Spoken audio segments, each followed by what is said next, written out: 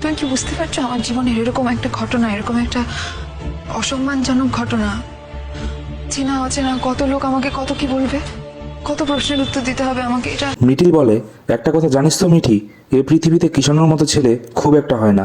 কৃষাণু বলে, কতটা যেন তুমি আমাকে জানি না, কিন্তু তোমার এত বড় কথার দাম আমি রাখার চেষ্টা করব। মিঠির দাদু বলে, একটা অনুষ্ঠান হোক, কতদিন ধরে একটা আনন্দ অনুষ্ঠান হয় না বাড়িতে। কৃষাণু সবার সামনে দাঁড়িয়ে বলে, আপনারা আপনাদের মেয়েকে দেবেন আমায়, আমি ওকে খুব ভালো রাখবো, যত্নে রাখবো। স্বতন্ত্র বলে, তোমরা যদি দুজনে দুজনের সাথে কমফোর্টেবল থাকো তাহলে তো কিছু বলার নেই। মিঠিল বলে, এটা তো ভালো কথা কৃষাণু, তোমার থেকে মিঠিকে ভালো আর কেউ রাখতে পারবে না। কৃষাণু মিঠিকে বলে, প্লিজ তুমি নার্ভাস থেকো না, তোমাকে এরকম দেখলে মনে হয় আমি কোনো ইম্প্যাক্ট তৈরি করতে পারিনি তোমার জীবনে। মিঠি বলে, তুমি অনেক করেছো আমার জন্য। কৃষাণু বলে, কোথায় তার ফল, তুমি তো আমাকে কিছু করার সুযোগই দিচ্ছ না। মিঠি বলে, তুমি কি একদমই বুঝতে পারছো না আমার সঙ্গে কি ঘটনা ঘটেছে? চেনা অচেনা কত লোক আমাকে কত কিছু বলবে। কৃষাণু বলে, আমি প্রত্যেকটা মুহূর্তে থাকবো তোমার সঙ্গে। চিরসখা সিরিয়ালের পরবর্তী পর্বটি দেখতে হলে চ্যানেলটিকে অবশ্যই লাইক এবং সাবস্ক্রাইব করুন।